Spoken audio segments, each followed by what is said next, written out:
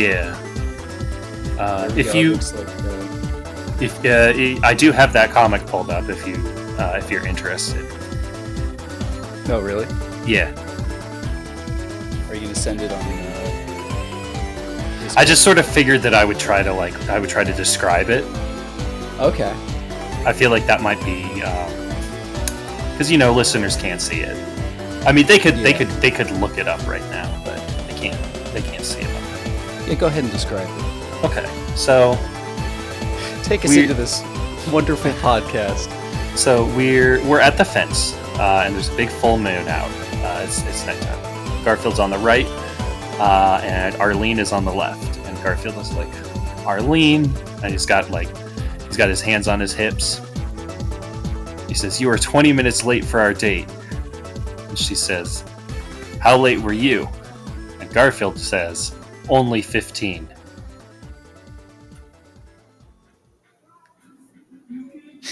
So that was today's Garfield comment. I kind of kept waiting for the punchline, and then I was like, "Oh yeah, that is the punchline, isn't it?" Yeah. Should I read it again? No, I think I got it. I think I. Yeah, I will send it. I think I'm good. Oh, okay. You can put it in the video. I don't know if Jim Davis is gonna crack down on us for sharing the comic, but if it moves around on the screen, maybe. Yeah, you just gotta blur it a little bit, make it a little hard to look at. Blur. Yeah. You have to change all the names a little bit. Make Green Garfield. It's Blarlene. Yeah, Blarlene. Blarfield. My original characters.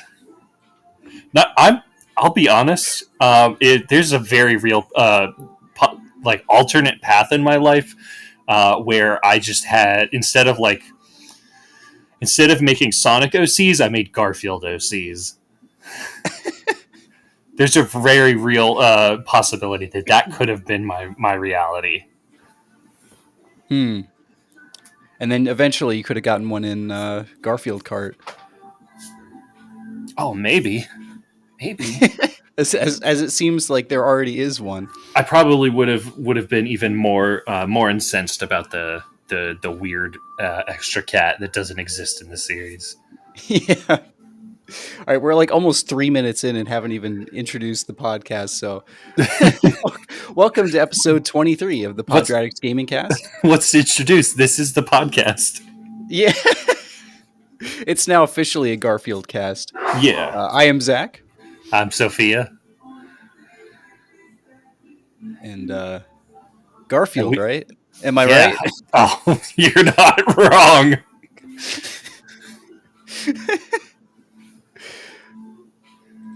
I don't know how to get out of this. Yeah, well, I guess I could pull up a random Garfield and read that. I think that you had some plans to talk about classic Nintendo, the NES, but I don't think we really had any sort of structure planned for this one.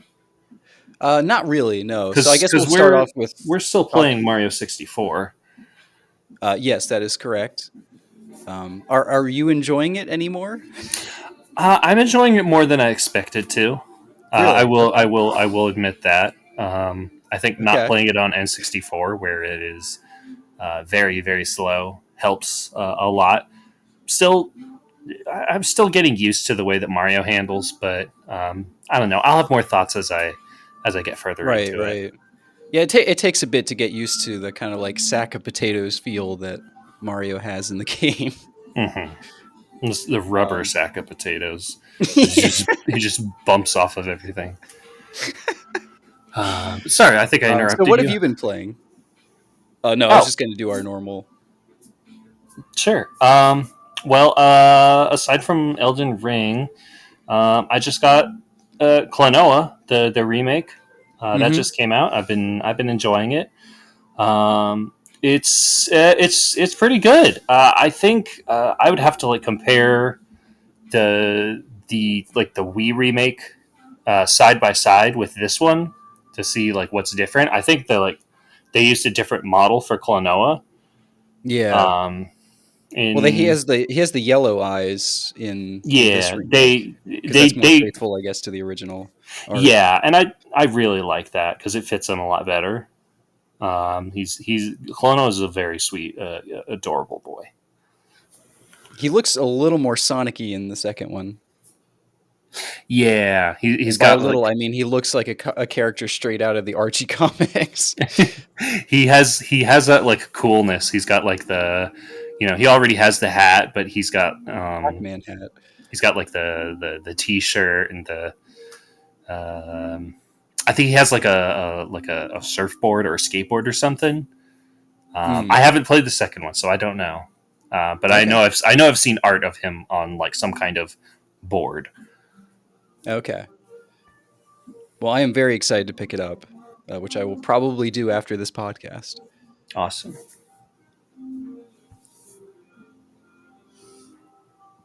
It does. The only unfortunate thing with these remakes so far is that once again, Bandai Namco is trying their darndest to make sure this series doesn't sell. This is probably the least amount of advertising I've ever seen. Like it Yeah, literally didn't show up on digital storefronts until today. yeah. So like you couldn't wish list it, and Yeah, like I've only heard about it because people have been saying like, "Hey, go buy it." And there's been like a couple of articles where they're like, "Yeah, it's basically it's Chibi Robo all over again, but not Nintendo." It's like, yeah, yeah, the future exactly. of the series basically depends on how many copies we sell. I was just gonna say that leading up to the release of this game, before that statement was made by the game's director or producer, I don't remember which. I was like, this has that feel of like they're testing the waters for a new game. And then he basically came out and confirmed it was like, yeah, the entire future is dependent on this one game. I'm like, okay, I'm going to buy 5 copies then, I guess. Yeah. I hate Oh that so gosh. much though. Yeah. And I've done. they couldn't have spent any money at all on marketing. I saw no ads anywhere. Yeah. Well, I the am the audience for this game, so yeah. Well, exactly. Me too.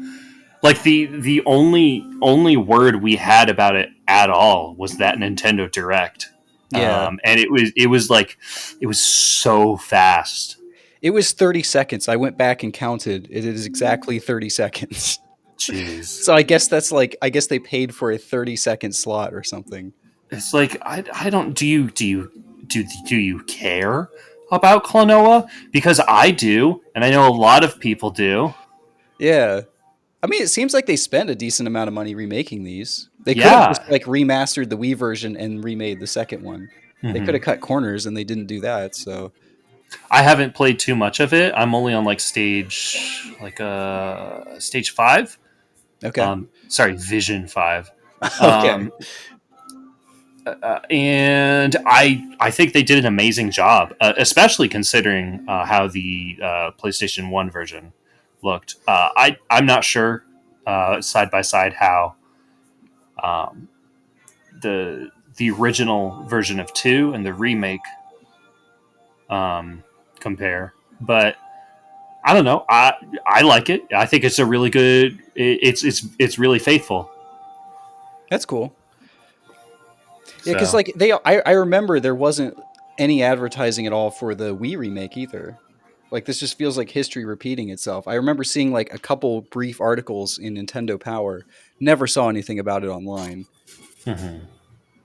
So I don't know. I guess they like maybe Bandai Namco just doesn't like the series.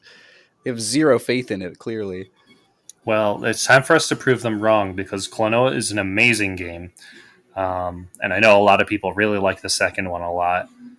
So are hopefully they? we'll see more Klonoa. Yeah, were they both on PS1? No, the second one was on PS2. Okay, okay. I don't. I think it's just PlayStation 2. I don't know if it was on GameCube or not. It wasn't. Okay. I would have remembered that. Okay. I remember like because I didn't have any PlayStation consoles at the time, so I remember like seeing those in the stores and being like, oh man, I wish I could play that. And then like I saw the Wii remake years later. It was like 2008 or nine. Mhm. Um, and then like it just kind of went under the radar and I forgot about it. So Yeah, I think somebody gave me the Wii remake as like a birthday gift, so that's how I ended up with it. Oh, okay. Had you played the original game before that? No, I hadn't. So that Okay. was my first like introduction to the series, and I was hooked. But apparently not enough to seek out the second game. Okay, so you said you're playing that. More Elden Ring, Mm-hmm. the endless Mark, game. the endless game, the endless repeating game. Mario 64. What else? What else? More Resident Evil 2. Not really anything new. I've just kind of been enjoying um, having access to all of my games. And having a Switch, but good. Yeah, it's amazing. I'm actually thinking about because my girlfriend has a Switch that she said she was fine with me like tinkering with. Hmm. So I'm thinking about trying to get like a Switch emulator running on the Steam Deck. Mm, So no promises, but I'll let you know how that goes. okay. I think I already hear the Nintendo ninjas. And hear them knocking in the distance. Yeah. Hey, it's Is that me, what I hear in the Nintendo. background? Hey, I've got a little DMCA for you. Yeah. Okay, so is that it? Yeah, I think so. That's Okay. pretty much it. I have been playing more Silent Hill 2, and I am Nah. officially like really enjoying this game.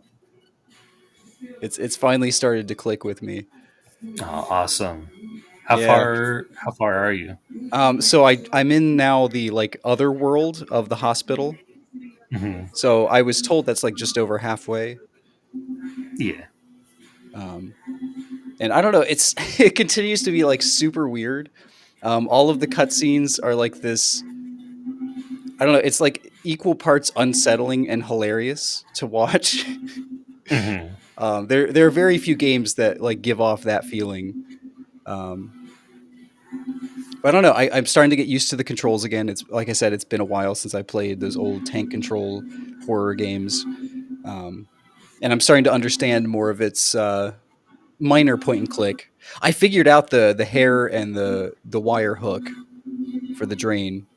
Oh, I forgot about that. Yeah, I felt okay. I was like, I think I got that one. Unlike the canned juice in the that's still ridiculous, Yeah, some of them are more straightforward than others, of right? course. And I have been a bit frustrated with Maria, the character Hmm. that joins you for a small period of the game. It's not right after I sent that message. I did find the steel pipe, which is like a forward thrust attack rather than a swipe, and that kind of Hmm. resolved the issue. Because the issue is that she kept walking up next to me and getting hit in the backhand with the swings. And of Oh course, you're yeah. always like trying to conserve ammo. So, Hmm. but she like just kept walking right in front of me or right to the side and getting hit constantly, and it was very frustrating. But yeah, the Oh steel pipe gosh. just kind of gets rid of that.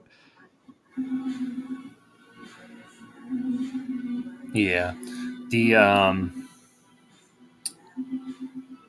there's like a point in the first game I think where you get the I think you start with a pipe and then you eventually get to, or like you have like a board or something. Then you go to Yeah. pipe, and then I think you get a hammer. And once you have the hammer, um, then you know that's it. I think that's the strongest melee weapon aside from the chainsaw, which is like an unlockable. Okay. Is that in two as well? I think there are different ones. I know that you can get like, well, Two has the board with nails in it, and then you upgrade to the steel pipe. And then I haven't found um, anything else since that. I think there is something else, but I don't exactly want to spoil it. Okay, that's And fine. it is also kind of hidden in like a spot that's um, easy to miss. Yeah, I mean, there's a lot of spots in this game that are easy to miss. I did figure out the mechanic of like him like looking at things that are in the room that you can pick up which I didn't notice at first. So that is kind of nice. If you just kind of like walk him around the room, he will like look down at objects that you can pick up. So Yeah, that's pretty nice. stuff like that's always handy. Yeah. So yeah, I did drop off Maria in the room where she's like said that disgusting looking bed was comfortable. I'm like, yeah, everyone in this game is just so weird, Yeah, and the voice acting is just it's like so bad, it's phenomenal. yeah. Laura. um, and also Maria has scared me, I think, about 10 times now because every time you walk into a room, she'll be like at the worst possible place where it's like, oh, that's an enemy. Oh no, it's just Maria standing there. It's just Maria. She like teleports into the Yeah. room. Yeah, exactly. I think my one disappointment so far has been how the easiness of the bosses in this game. I don't know if they ramp up significantly, but I fought the first two bosses. One of them being Pyramid Head, which I'm assuming you fight a second time at least. But he's like the slowest moving thing ever. And I took no damage, and you just kind of like fight him for a bit, and you get some hits in, and then he just walks down through the water and disappears. Yeah, Um, I and then the think second the boss were like those things, like those disturbing lip things hanging from the ceiling. I was like, oh, that's terrifying. And I never took a hit the entire boss battle. Like, I've struggled more with the basic enemies. yeah he's I think Head is pretty easy. He's just kind of like a bullet sponge, and the worst thing about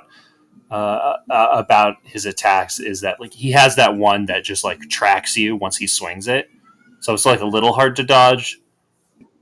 Yeah, I guess I just But yeah. expected a little bit more. Given that it's like, even though I haven't played two until now, I know of Pyramid Head. He's like one of those like top video game villains. Yeah, That's like who's the pushing face of everything. Silent Hill, Yeah, basically. basically. Um, so I'm still very curious to learn more about who Pyramid Head is, and Hmm. the mysteries of this game. But Yeah, I think as you go on to learn more about Pyramid Head, you'll also see why like it kind of doesn't make sense that he's the mascot for Silent Hill. oh, Like on one hand I understand why, but also like for thematic reasons. mm. So maybe it's just for the Interesting character choice design, pick for. Yeah, probably. because it's excellent But character design. But yeah, yeah. okay. Well, hopefully I'll be able to finish it by next week, Okay. so we can go into a little more detail. Yeah. But so yeah, I've been playing that. I've been playing Fire Emblem Warriors Three Hopes, which is very good. It's basically like the Age of Calamity to the Fire Emblem series, where like rather than like both the first Hyrule Warriors and the first Fire Emblem Warriors were very much just like it's a Warriors game, but with this property in it. Whereas like Age of Calamity and now even more so Three Hopes, it's like a legitimate crossover of the two series where there's actual mechanics from the main games there. How's the It's performance? uh okay, so significantly better than Age of Calamity. It attempts to hit 60 FPS. I think it spends most of its time in the 50s with drops into the 40s. That's not bad at But all. that's way more playable. It doesn't have the grass. I think that's really the biggest Yeah. advantage it has. They spent so long trying to get that grass to look right at the expense of literally everything else in Hyrule Yeah, Warriors. exactly. In my opinion, Yeah, I've barely played it. right, right. Did you play the demo? The earlier I demo? did, and it just didn't do it for me. Yeah, that's fine. And I figure you probably won't enjoy this game either, to be honest. Um, but I do think this is like one of my new favorite Warriors games. It really is. So they kind of took like the story of Three Houses and just kind of flipped it on its head, where Byleth, the main character from Three Houses, and Byleth's adopted father are the villains of the game.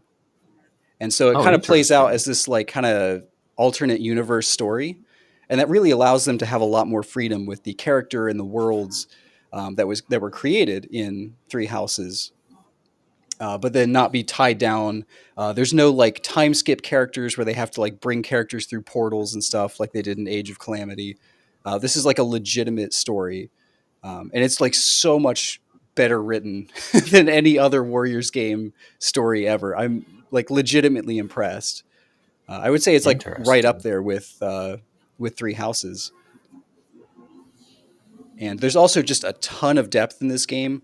Some of the mechanics that they introduced in Three Houses just work a lot better here. One of the things a lot of people didn't like, and I actually kind of liked it, um, was rather than having more of a structure, a class structure for each character, where each character like is this specific class, you had a lot more freedom where you could basically turn any unit into anything you wanted. They had things that they were good at from the start, so you kind of work down the basic paths, or you could like really change it up. And a lot of people didn't like that, but I think it works a lot better here as an action game. The kind of persona style bonding works a lot better here as well. As you clear out like parts of the map, you'll earn more bonding points. So basically, like the side mission stuff helps build that. You also get materials, so you can continue to build your home base. There's all kinds of like training regiments that you can do. There's a bunch of different classes that you can switch to. There's like weapon levels, class levels. There's just a ton of depth. Like this is really just like an RPG with that also just happens to be a Warriors game. That's wild. That actually sounds pretty good, honestly. Yeah, and if you want to give Um, it a try, there is a fantastic demo of the game. Unlike Monster Hunter Rise, it's a very large portion, so it's not just like the like intro that gets you used to the combat. It really tells a lot of the story. You get to pick which house you want to go with. You get to meet all of the characters before that, and then you get to go down, any of those routes that you want for a good while before the game stops you. I think there's like 5 chapters or something you can play, or 5 wow. like story missions. Um, Hefty demo. yeah, Yeah. yeah, and again, like there's different versions of those based on each house, so you could technically make like 2 other backup saves and try different routes if you wanted to see Hmm. which house you wanted to go with, and then all of Okay. that, Well, the save files transfer over to the main game if you decide to buy it. So they actually know okay. how to do demos. Wow. Yeah. Amazing. They also added Um, strategies on the battlefield too, so you can like you have strategy points at the beginning of each fight, stuff that like will either benefit you from the start or stuff that you have to like do a couple different um, like requests on the battlefield, and then you'll get the option of when you want to trigger it, like extra bow covering fire, stuff like that. So it's really neat. They really have brought in a lot of like Fire Emblem flair while still being a Warriors game. And you interesting. can mount and dismount on your horse, Oh, which is no pretty neat. more. No more Pegasus Knight weakness. Yeah. I still remember you sending me a message about that. It was like, oh, they're weak to archers. Okay. And it was like insta kill. Oh, they're Yeah. really weak to archers. Extremely weak. Yeah. Yeah, they're still very weak in this game, but it's obviously not an insta kill. Yeah, there's also a Okay. bunch of different there's so much depth in this game. There's like a bunch of different arts, combat arts that you can learn, and each class has its own combat arts. And if you master a class, then you can bring over some of those combat arts into another class. And they're Oh, different. wild. So you can like multi-class, kind Yeah, of. basically. And then you can continue that class by either just battling or by training with classmates that are of a similar class to get an extra boost. And then, like I said, with materials, you can kind of build up the kinds of training that you can do. You can build up the merchants in your town so that they'll sell better equipment. There's just like a bunch of skill trees. There's like the skill trees for building up the base, the skill trees for the class system. Yeah, it's really neat. Okay. Well, I guess I have a reason to keep using my Switch, huh? Dust off the old Switch. Yeah. I remember when I used to play games on this thing. Are you actually planning on getting the new Pokemon? Um. Oh, Scarlet, Yeah. Scarlet Violet. I know you were slightly May more interested after the last trailer, but maybe, maybe. It's a big maybe. yeah. Like I'm gonna have to be persuaded to get it. I Here's the thing: I want to be persuaded to get it, Okay. but right now, I haven't seen anything about it that has got me like needing to have it. Yeah. Well, just wait till E3 when. Oh wait, hold on. Oh, oh no, it didn't happen. yeah. It didn't happen at all. We had a couple of announcements, but like nobody really did anything. Yeah. Xbox had like the one big show, Xbox Bethesda, Yeah. and then that was kind of just it. I watched Jeff Keighley's thing, and it was miserable.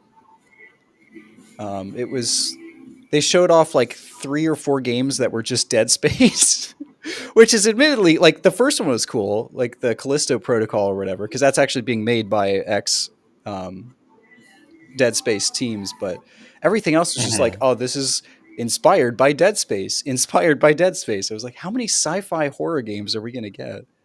That was like half the Yeah. show, and then their big announcement at the end was that they're remaking The Last of Us, a game that has held up very well and already has a PS4 remaster that runs at 4K 60. Yeah, Well, yay! it's time for sequel. We got to get it up to 8K. And it's like $70 again for a remake of. Yeah, it's I don't know. That's kind of like the first part of a trio of remakes, like full on remakes of games that I think have held up really well. Like because obviously Dead Space is being remade, and now Resident Evil 4. And I feel like all 3 of those games are games that don't need remakes, but Yeah. especially having just played Dead Space for the first time last year is like, wow, that game has held Hmm. up remarkably well. Yeah. So, yeah. Anyways, that's what I've been playing, and soon to be Klonoa. Soon to be Klonoa. I'm Yeah, very I'm very interested to hear what you think about Klonoa. I also really want to get the new Cuphead DLC. That looks really fun. Oh yeah, yeah, yeah. Yeah, the delicious last I course. I completely I keep forgetting that it's out. Yeah. Well, it took them like a really long time to make, which Yeah. I mean, it shows you how much care they put into it. Because it released in Yeah. like I September mean, 2017, and the original had oh yeah, so much care put into it. yeah, that game is ridiculously good. Do you have it on Steam? Can you play it on your Steam Deck? Yeah, I do. That's cool.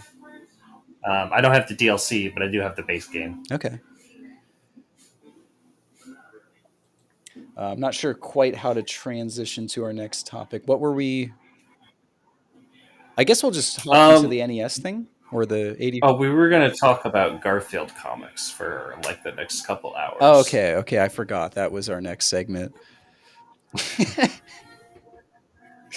Yeah, let's talk about it. I haven't done any research at all, so I'm just kind of gonna follow your lead. Okay. Well, I think that the broader Um, topic was also like to the crash, the great video game crash of '83. mhm. I don't know how familiar you are with that, but that was basically led by Atari and their complete lack of quality control, as well as there not really being a good way of finding out what games were terrible. And there were a lot of bad games during that during that era. Yeah. So I mean that's one of the big reasons why Nintendo put the lockout chip in the NES, where you had to buy that special chip for your cartridges. Um, Oh, really? yeah, I had no idea about this. yeah. So there are some like unlicensed cartridges, and they all find these like weird workaround ways of functioning. But yeah, that was something you had to order, not just the cartridges, but the lockout chips from Nintendo for it to work. And that was like that caused a lot of strain with third parties, as you might imagine, because because it was kind of expensive. You had to go through a whole process and pay extra, and there was I think a shortage in '88 um, where certain developers couldn't get enough copies of their game out because they were Nintendo was prioritizing their games. But That's that's a little wild. off topic, but I guess it relates. Yeah, I had no idea that that was even a thing. Yeah, Like I knew about like the Nintendo like uh seal of quality. which means nothing, but they allowed some of the worst games imaginable on the NES. So only topped by Atari, I guess. Because you're not a big fan Interesting. of the Atari era games, correct? Um, I am and I'm not. Like I really couldn't tell you. Like off the top of, I probably couldn't name like 10 Atari games. Um, but I do really enjoy the like the aesthetics of the console and Yeah, like the limitations of the hardware. right. It is just like such a fascinating little machine. And when done right, Um, like you can get some pretty fun games on it. Very simplistic, but yeah. it's generally the ones that try and do more than that. Raiders of the Lost Ark comes to mind. That game requires two controllers plugged in, one for movement Mm. and actions, and the other for dropping items and cycling through your menu. Oh, wow, that's So complicated. yeah, so if that's not, oh, that whole game is ridiculous. I mean, it's like the most cryptic adventure game I think I've ever played. And as a kid, like I had the game growing up, and I never got past like the first couple screens because I could never figure it out. Gosh, Because you're like supposed to do this whole like trading thing to get a hand grenade, and then you plant it on the right hand wall of the starting screen, and then you leave the screen and come back, and then it's blown up.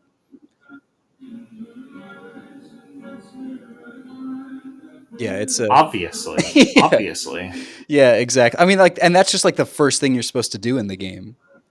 It just gets more complex from there. So, wow. but yeah, a lot of that was kind of what led to the crash. A lot of people attribute ET with the great video game crash, and obviously, like that was kind of the straw that broke the camel's back. They had really been hyping up that game, and one of Atari's like lead developers was very confident that he work on the game, and he really like crunched himself. It was like the one he was the only developer working on it. Like those were the days when it was like, okay, I will handle this game. It was like a one developer project, um, and he like worked extremely hard on it. Had almost no time. Felt confident he could do it, and ended up making what is commonly referred to as the worst video game of all time, Yeah, and just the one that very. caused the the great like burial of Atari games. I gotta wonder like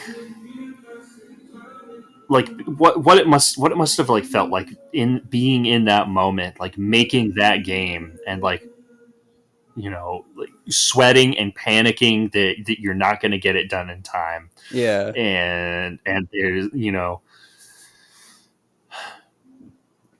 and just kind of like having to eventually like throw up your hands and say like that's as good as it's going to get, and then for it to go on and be as like widely reviled as it ended up. yeah, yeah.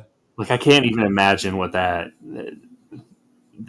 must have been like. Right. Especially like back in the day. I think now it'd be like almost kind of funny, because it's not like people Hmm. are actively like hating on the game. It's like it's just a joke at this point. Um, and it's not the worst game ever made. It's not good by any means. I don't know if you've actually played it. I have actually played it. In fact, I have. I think my mom had a bunch of old Atari games, so Hmm. I've physically played it. I have too. I have my copy on my shelf right now. Yeah, you were supposed to like collect Reese's pieces in holes or something, and then use your neck Yeah, to elevate out of them.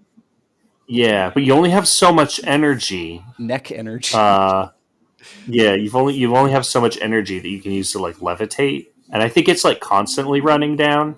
You use a bunch of it when you levitate out of the hole, Yeah. and you have to like find parts to repair your spaceship. Um, and I think they're like different game modes where like uh, the kid, it was an Elliot, I think, Mm-hmm. Yeah. will like be there and he'll like help you out. I think he like gives you extra candy. Um, or he maybe just wanders around. I don't even really remember what he does. Or there's like the FBI agent who will Oh like yeah, take you to yeah, jail. yeah. Exactly. Yeah. So if you play any of the like Atari games from mainly from 1982 and then into 83, like most of them are pretty terrible. Outside of the arcade ports, which most of those are pretty good. Hmm. Um, Well, that's just because like it like this had never been done before. Like right. this was like the first generation of video games. People were figuring out how this stuff worked. Yeah, it really was the Wild West of of game design. Yeah, Yeah, there weren't nobody like knew what they were pre-established doing. genres. They were just like through sheer force of will making things appear on computer. Yeah, it's a fascinating era, especially like the more um, like substantial RPGs at the time. I don't know if you've played any of the Ultima games, but like those are pretty good examples of like the kinds of crazy stuff they were trying to do back in the day, or the original Rogue, from which the roguelike genre uh, was birthed from. Hmm.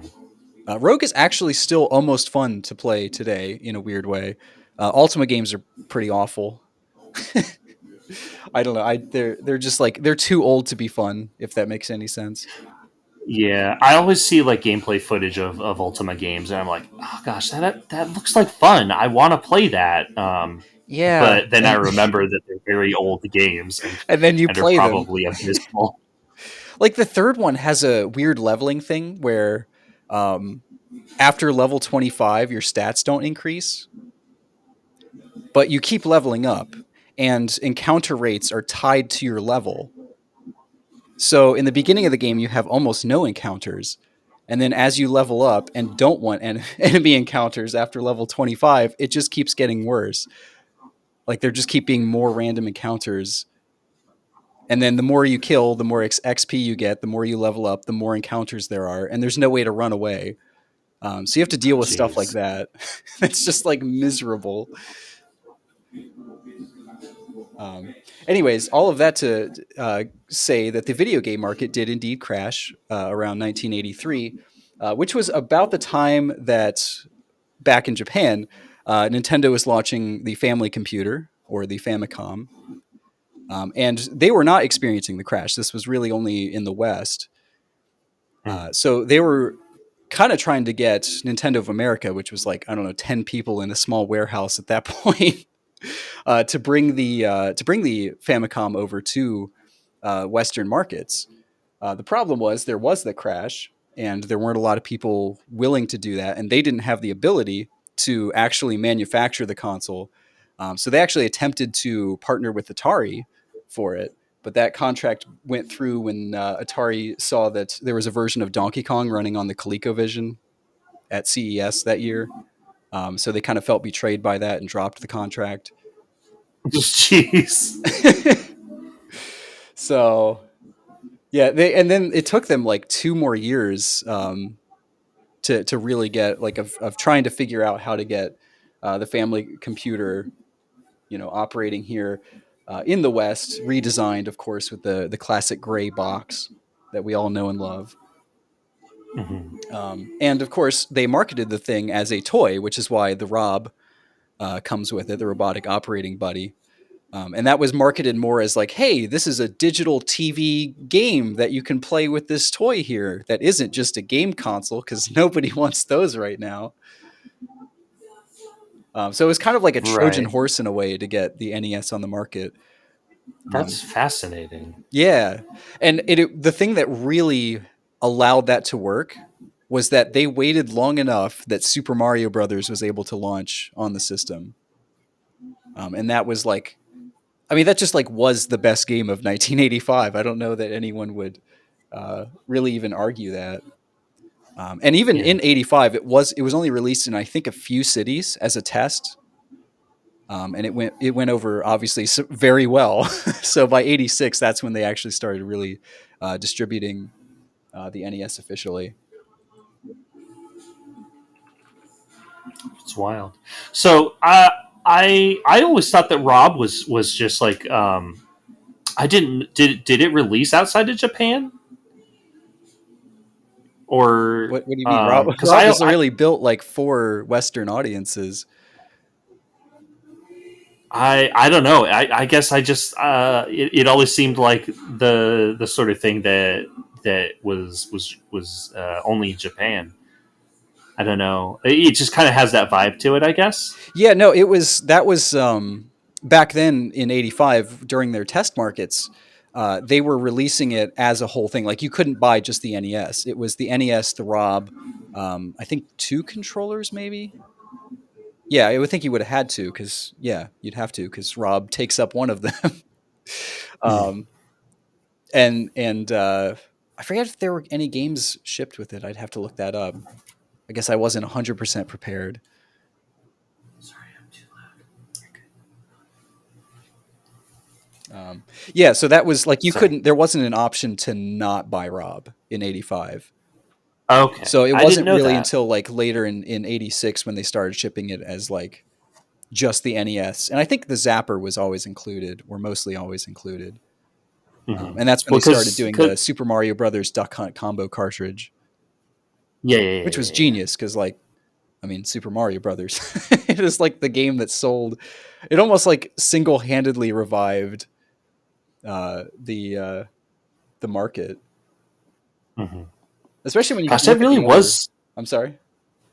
it really was like a genius move to like bundle those two games specifically because like they're both completely different, but to like squish them into one cartridge, like you have you kind of have like something for everyone.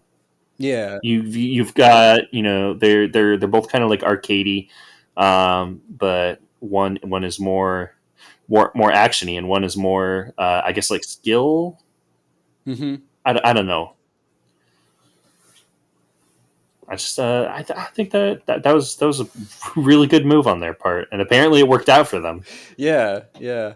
Especially when you look at the other games that kind of came out alongside it. I don't know if you're familiar with like they call it the black box line of Hmm. games that released alongside it, and it was a lot of sports games, and then also things like Ice Climber, which is terrible.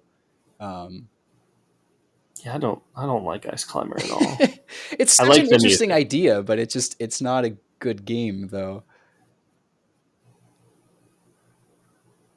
And of course, like games like Stack Up, which is a Rob exclusive.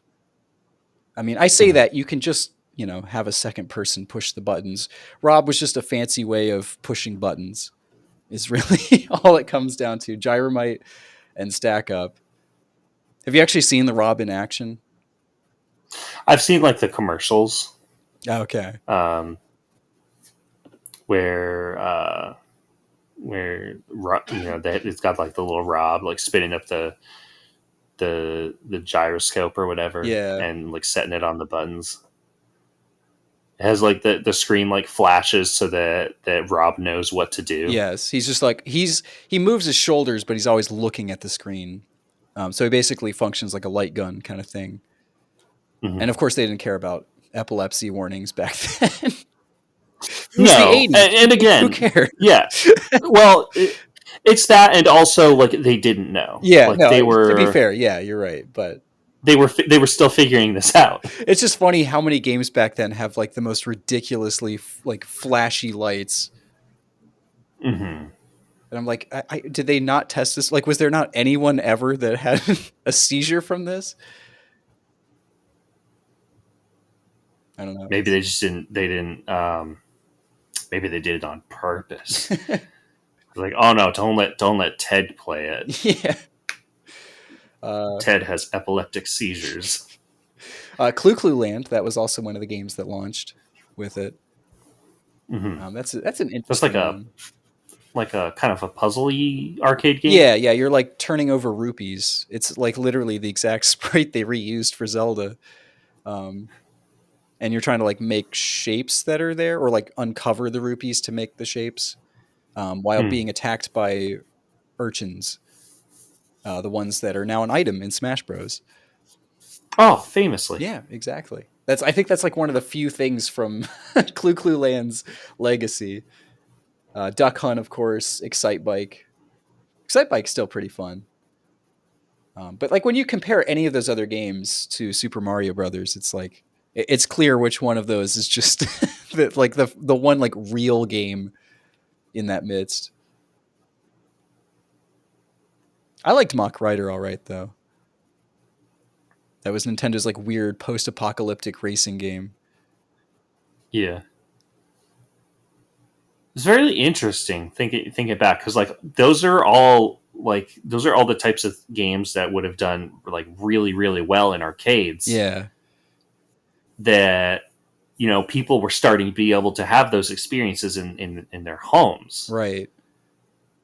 And that was really what like Atari and ColecoVision, the Intellivision, like those, all of those consoles were really trying to go after that like arcade at home experience, and that's really what the Famicom started out in Japan as. I think the first games for that were just like Donkey ports of Donkey Kong Jr., Mario Brothers, stuff like that, and they kind of like worked their way out. And really after Super Mario Brothers took off, like you can see a clear line of like, okay, this is where everyone else in the industry was like, hey, people actually like these adventure games, rather than just high score chasing, which is something that Sega would have issues with for many years to come. But that's a whole other topic. We'll get there. Yeah, yeah. So what's like, when did Sega come into the mix? So that could actually be our next topic, because that was the very next year with the Master System in the U.S. at least. In Japan, they had the SG 100, or sorry, 1000 console. It was just basically like their little like 4-bit Atari machine for arcade ports. Hmm. But yeah, it wasn't until like the Master System that they actually brought it over here. And I don't know a ton about that, so I would actually enjoy researching that, Okay. because I'm Well, kind of a put a pin. closet Master System fan. I don't Yeah, get to talk we'll about it a put a lot, but yeah, we'll put a pin in that. yeah. So do you have any favorite 1985 games? Oh,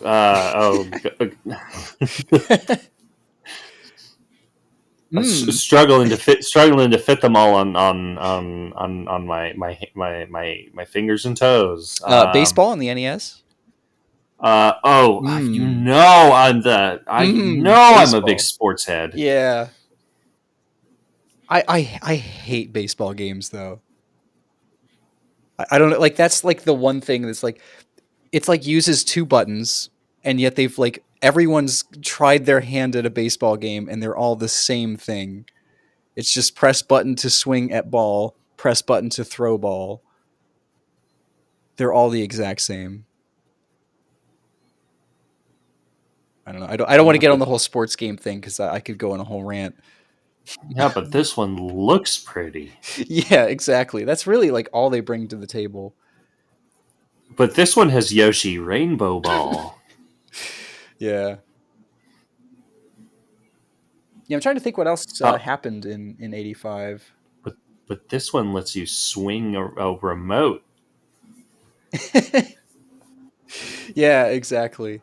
Like, yeah, even Wii Sports, like that was, I think that's Wii Sports is probably my favorite version of baseball, just because of the motion controls, and it's still like one of my Hmm. least favorite, or maybe my least favorite sport.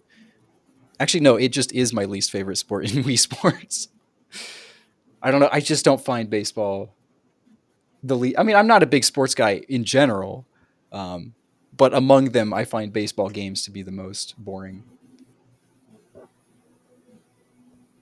Yeah. I mean, it's a pretty straightforward sport. It's not as like, I don't know, like at least stuff like soccer. There are like there are plays that you can make. Baseball is just kind of the same every single time. Yeah. Yeah. I just get excited like when I hit the ball, even if it's a foul. It's like, Hmm. okay, but I made contact with it. I should get points for that. Yeah. And if you ever play like any old baseball game, the AI is just brutal and wins every single time. I think that's the other thing that like every time I think about old baseball games, I just get ticked off because I always lose to the computer.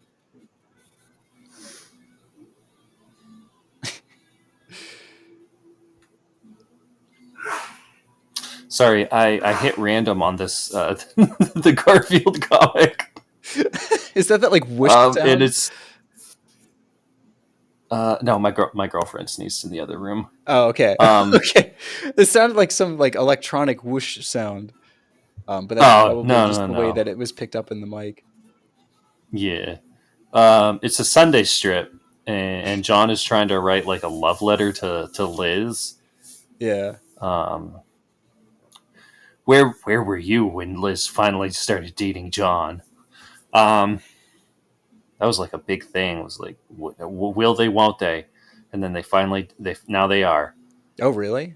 Um, That was the thing? yeah, yeah. They didn't used to be How dating. long ago? For like ever. Gosh, I want to say like or like somewhere between like 2000 to 2010 Oh, was okay. like the when they finally did it. Okay. Wow. I did not realize that. I'm not a true Yeah, Garfield fan. deep lore, Yeah. deep lore. Yeah, Um, exactly. but he's like trying to write this love letter and he can't get it right. Um, he says that's not right either. What can I say to Liz to tell her how much I love her? And just she comes up and she's like, "How about I love you? I love you. I love you. I love you." And then they hug, and then Odie is kissing Garfield. Okay. Sure. Yeah, you know. Okay. How long ago was that? 2016. Okay, so you're digging up some Clip on. older ones now. Yeah, well, I just hit random and it This is like the surprise me feature. Just give me a yeah. random Garfield.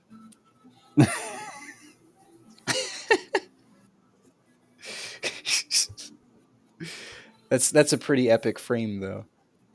Oh, you can buy a Yeah. print of this comic, or you can license it. Can you buy an NFT of it? I don't know. Can you waste your money on an NFT of a Garfield comic? No, you can't I read it. don't This know if is Jim my Davis. Garfield. I don't know if Jim Davis is into NFTs. I'm sure he would be. Oh, really? Do you actually like know what Jim Davis is like? It's kind of bland, honestly. I think. Is he actually like John? Um, He's just real I life don't actually. John. Yeah, I guess so. I don't actually know that much about him. Like, I think John. I think he's like a little bit less of a loser than John is, just as like a Well, he made character. But Garfield, also, the he comic, so did that make that alone Garfield. makes him superior to John Arbuckle. Hmm.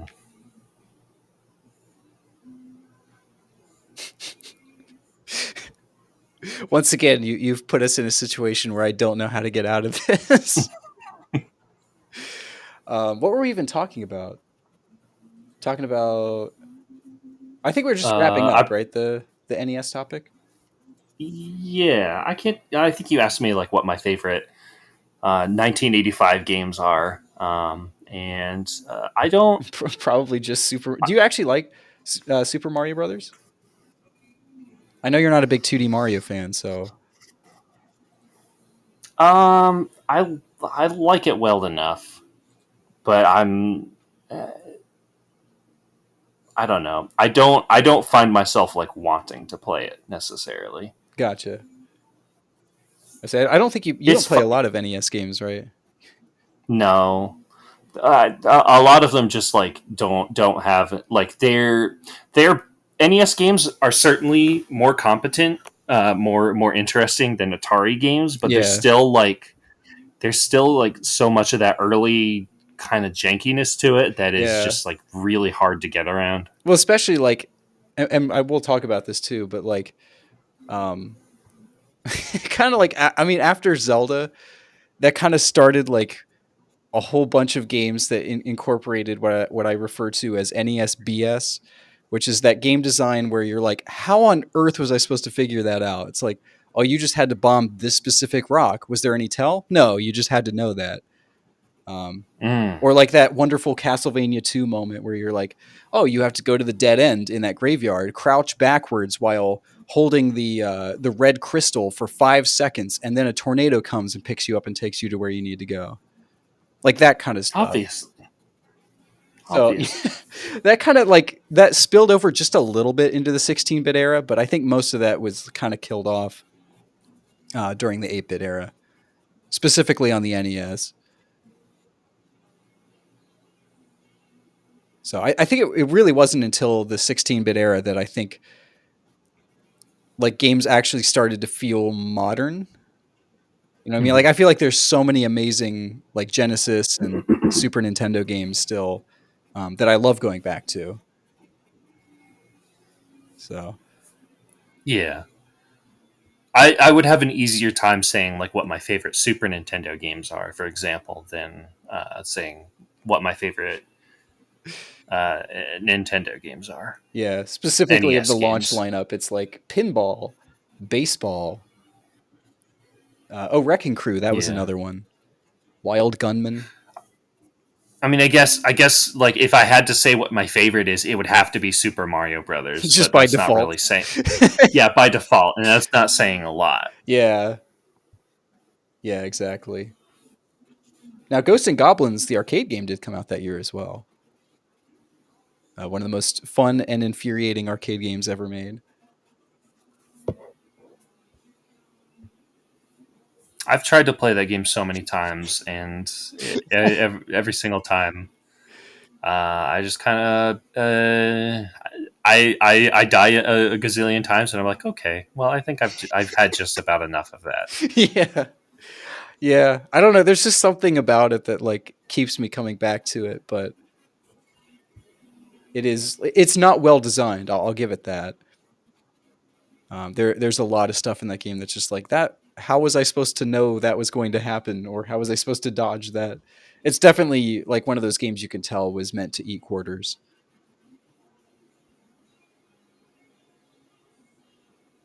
Yeah, the world is my oyster. No, that's What? not it. What? The world is my pizza. Oh no! Is this? Are we back on Garfield? This sounds like Garfield. Yeah, it's the Garfield. What do you think of that? What do you think of that? The world is my pizza. What do you think of that? Is that the punchline? Did you read the Yeah, entire comic strip to me?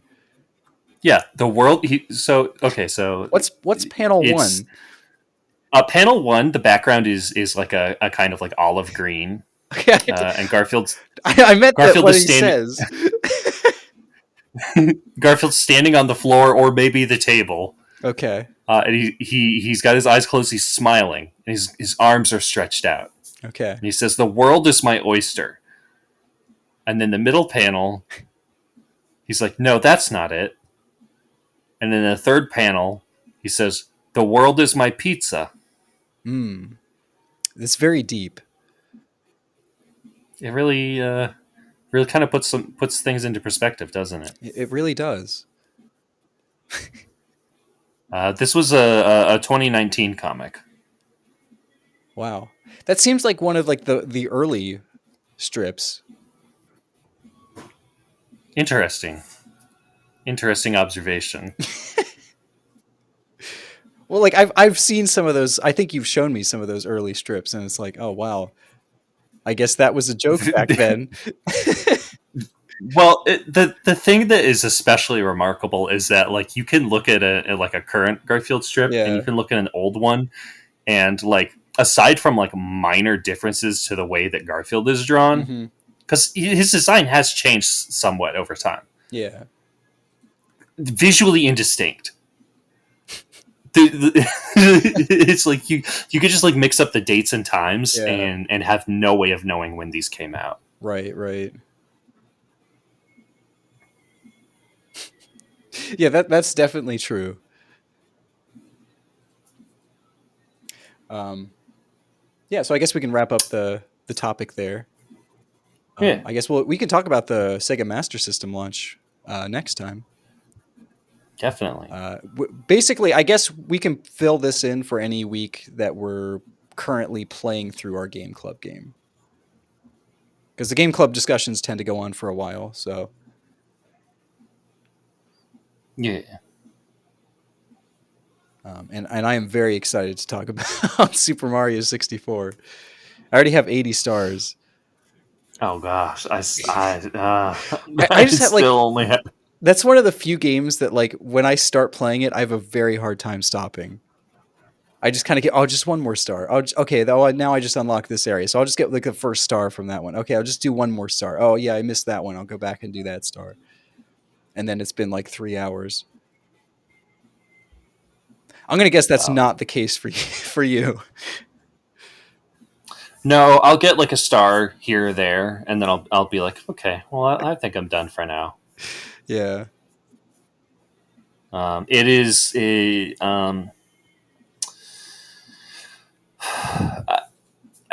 interesting compare like playing this when in my opinion the superior Banjo Kazooie is in my mind. yeah, and we'll talk about So um we'll talk about those comparisons in the discussion because definitely, I have a lot to definitely, say on that as somebody who adores both games. yeah. But either way, I'm enjoying it for sure, more than I expected I would. Okay.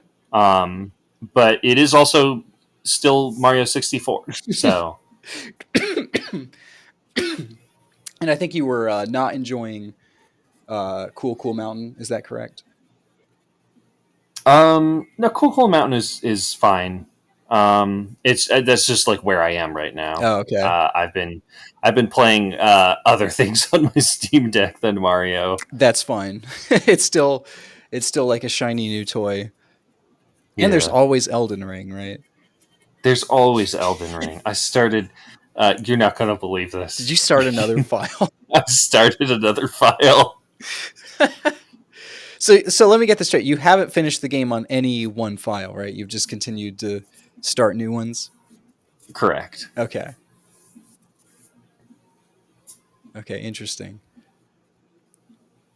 Yeah, one of these days I will finally break down and play Elden Ring. Yeah, it's just I don't know. That's just how I like to play it. Because like I'll get like so far in one build, and I'll be like, but I really want to try incantations, and I can't do that with like this setup. Mm. I guess I'd better start over. Yeah, I can see Um, that. I will say that the game does give you like a lot of respecs at some point, Mm. relatively early in. Like Okay. you only have to get through like a couple of bosses to get to. Well, that's not necessarily true. You have to get through a few bosses. I mean, it's not, Respecking is pretty easy okay. generally, Okay. and there are a lot of like the material available. There's like 15 items in each new game Oh, okay. that you can use to respec. Wow, that's a lot. It just seems like a very daunting game. Like it sounds fascinating, and again, one of these days I will play it. Um, Mhm. but it seems like just a lot to Yeah. to get into a lot. To I mean, when I hear like the way that you play Dark Souls too, where you've like tried almost every class at this point, I would imagine. Hmm. Um, to find like which one works for you, I'm like, I don't know. That seems almost depressing to me to like play that far into a file and be like, no, I'm gonna start all over again.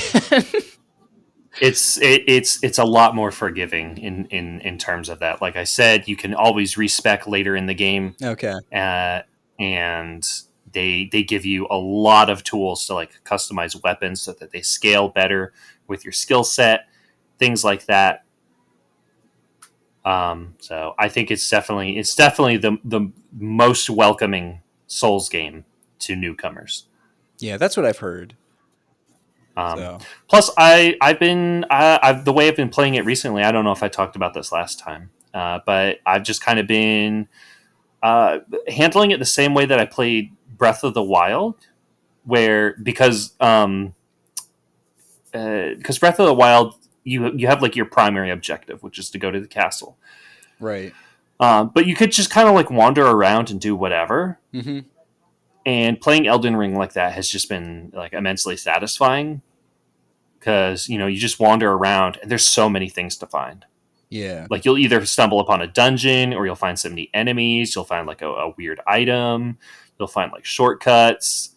Um, there's just always something going on Yeah, that's what I've heard from other everywhere. friends that have played it too. They're like, I'm just gonna take a like quick visit to this cave here that I found on the way to this other thing, and then like an hour later, it's like, oh, that wasn't a small cave. Yeah, exactly. So I still recommend it, but also I understand if it feels like overwhelming. It's kind of like the way that Xenoblade probably feels to you, Um, or is that not correct? That it doesn't? Does it not feel daunting?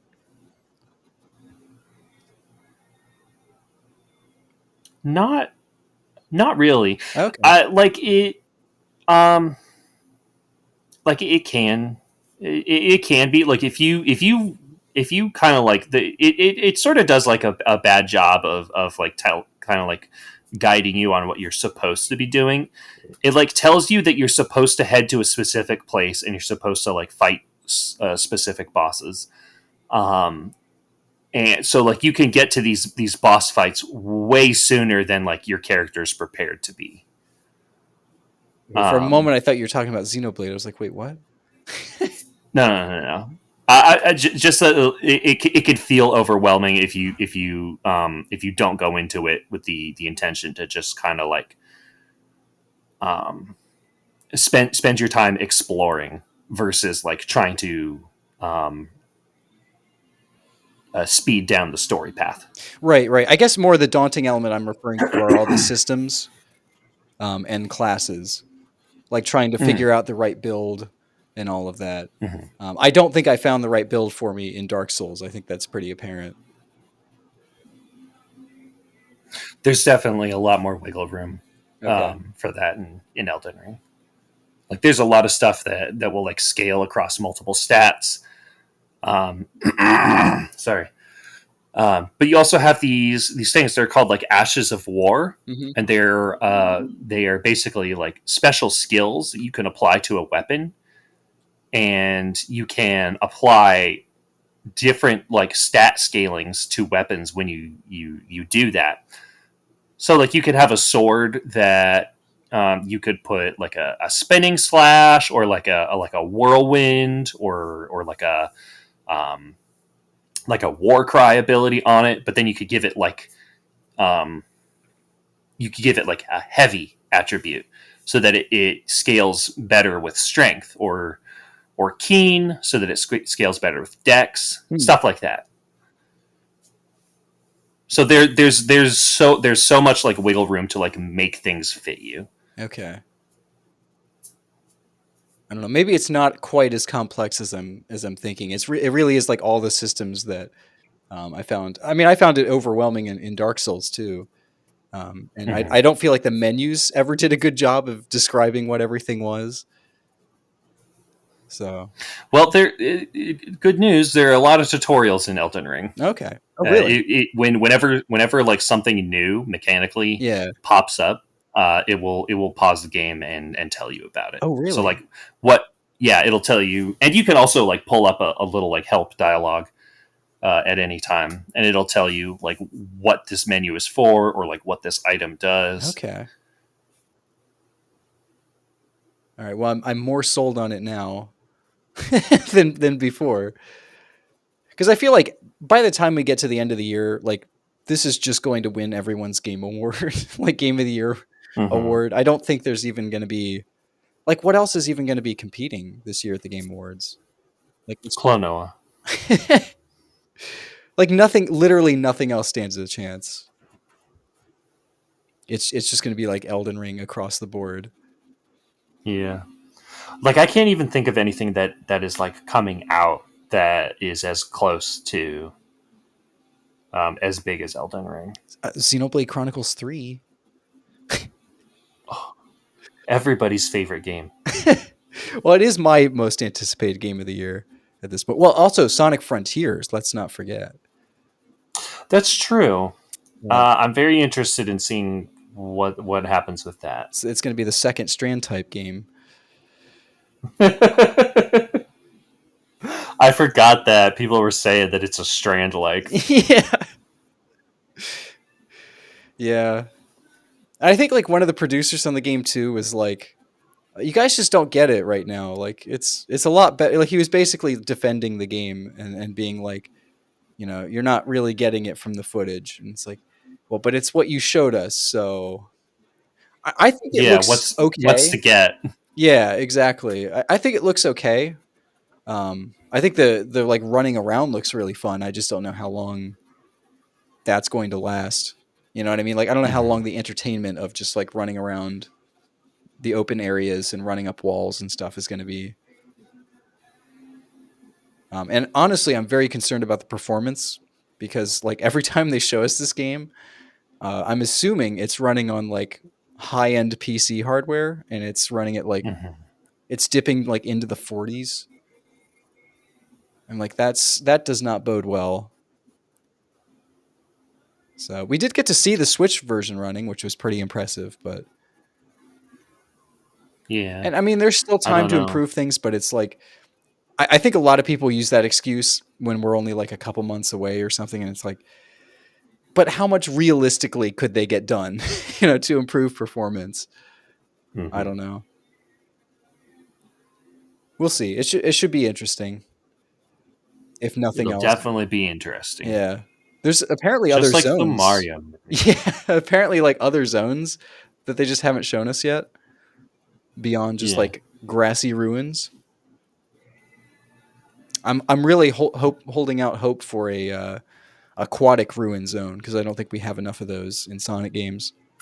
yeah. Maybe we'll get Music Plant from Sonic Advance 2.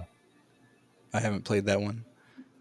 Oh, it's like the whole stage is made of like instruments and stuff. Oh, so It's a is lot it of like fun. the Rayman level? Um, kind of. Oh, okay. I played Sonic Advance 3, but I haven't played 1 and 2. Ah, two is the only one I've played. Okay. Well, maybe we'll have to play those at some point. Two is the one that I based my like first original characters off of. Oh, really? I just made a bunch of like Sonic recolors, and like I made up stories and art of them. I don't have any of them anymore. I think I did redraw one of the characters. There was a bird named Sparkle. I think she was Sparkle the Sparrow. Wait, is that She something had you like made these up or is that actually in the game? yeah. This is something I made Oh, up. okay, okay. She had like magnet gloves. She couldn't fly because like the gloves were heavy, but like she could like use the gloves to reverse polarity and like push herself off the ground. So it was like flying. Huh. That's interesting. I can't remember really what any of the others are. I had two foxes. I think I had a squirrel and a kitten. This is way off topic. um Yeah, I guess we were originally going back really far. We were talking about if there was even anything that could compete against Elden Ring for Game of the Year. I still feel like it's no. I don't think Pokemon's going to do it either. Mm-mm. I don't think there's any chance of that, even if it's really good. Like, I mean, Legends Arceus was really good, but that's not gonna win. It shouldn't.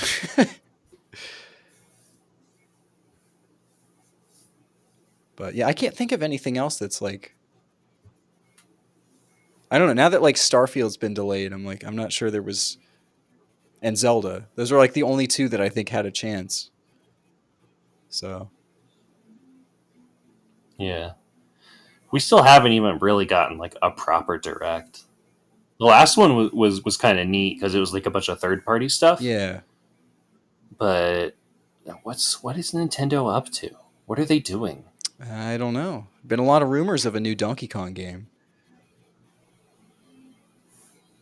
Hmm. Was that disappointment or? I don't know what that is. I hadn't heard about those rumors. Yeah, it's been floating around for a while.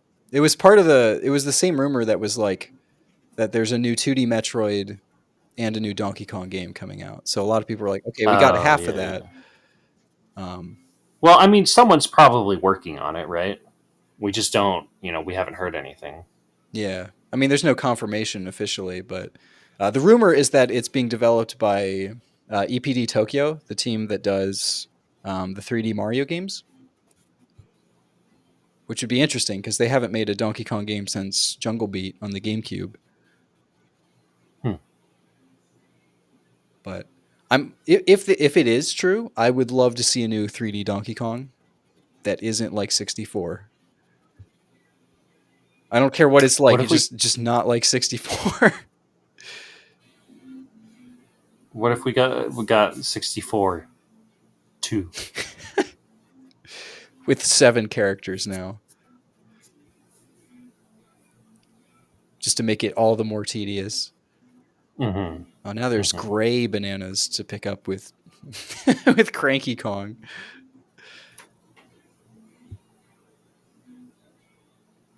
The new Kong, Spanky Kong. Yeah. Yeah, I don't know. I don't know what else Nintendo's working on. I assume that the Mario Kart team's working on something Mario Kart related, right? I feel like that's definitely going to be pushed to the end of this DLC cycle for 8 Deluxe.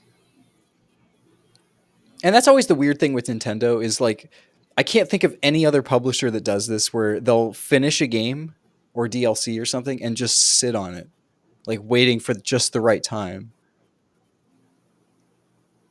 I mean, can you Maybe think that's of what any they're other doing with publisher? Pikmin.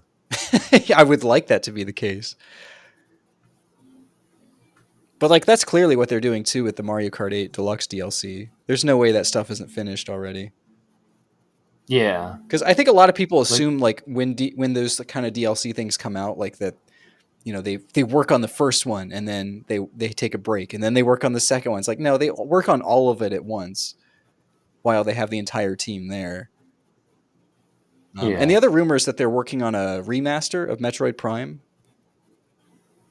and that it's like basically done and they're just sitting on it. They're waiting for the holiday season Yeah, because they gotta have something big. and they're going to charge $60 for that. Yeah, of course they are. Gosh, do you remember when they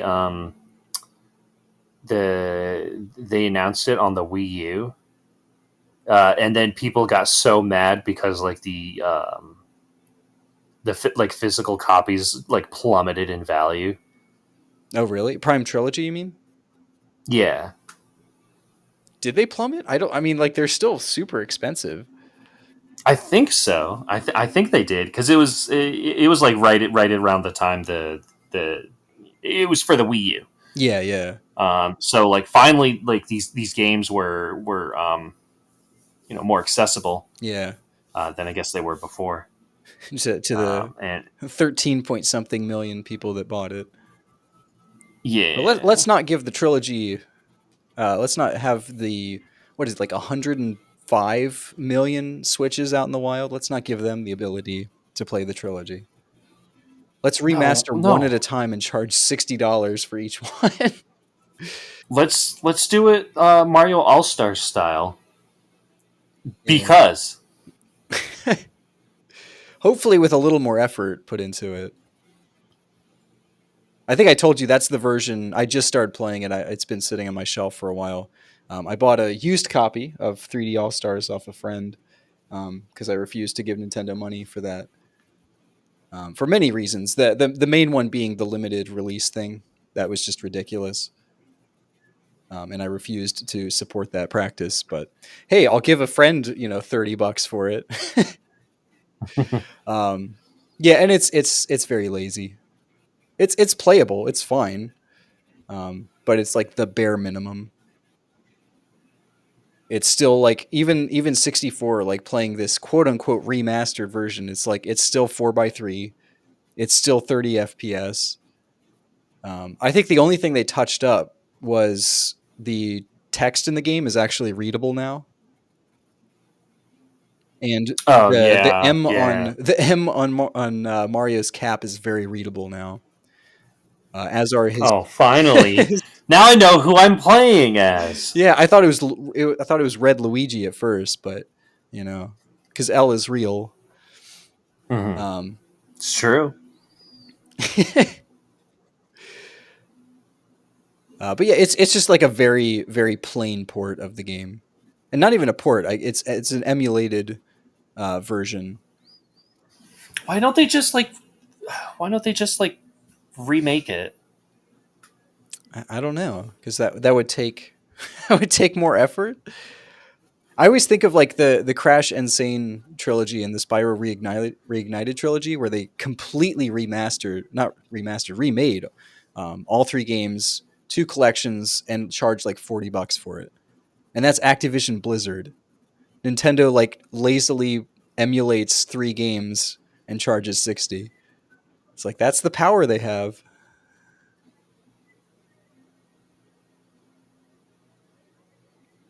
I don't know. That's a whole other conversation, I guess. It's frustrating. I just want to play these games. Yeah, Why they got to make it so hard? yeah. Why do Garfield's feet look like the way that they do? Oh no. They just have like such a like I don't know. Is Jim Davis like a feet person? And on that note, Odie swallowed my golf ball. I'll play it as it lies. Get back here. Wow, that's a great comic. He's like holding a golf club because he's golfing. I think you having access to random Garfield strips is quite dangerous.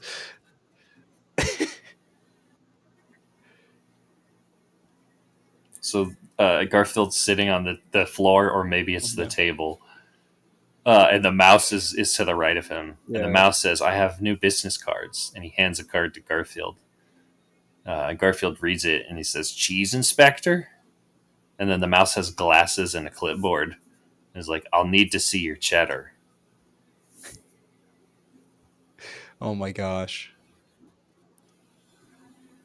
Like that's not even that's not even like clever. Okay, this this one's pretty good. So this is an older one. This is from 1979. John is like, bath time, Garfield. Garfield's like zooming across the table. John's like trying to catch him. Yeah. But Garfield like slips through his fingers. Just like squip. Squipt. Yeah, the sound effect squip. Garfield just like slips through his hands. John looks to the left, and there's just a can that says lard. Wait. So apparently Garfield Oh. greased himself up, so he slipped through John's fingers. Oh my word. All right. Well, that was our that was our show this week. Stay tuned next week where we'll read more Garfield comics. And talk about, I don't know what we'll talk about. Either the Master System, yeah, probably the Master System, right? Because we'll probably need another week on 64 at least. Yeah, I'll try. I'll really try to buckle down on it. Squip, there it is. There it is. It's all thanks to lard. All because of the lard. Yep. All right. Well, if you made it this far, thank you so much for listening. Take care. Don't cover yourself in lard. That's probably not a good idea to do in real life now. Yeah. You know, if you just happen to have a can of lard sitting around. Yeah, don't go taking a funny little dip into the lard. Yeah. All right. Well, thanks for listening, everyone. Take care.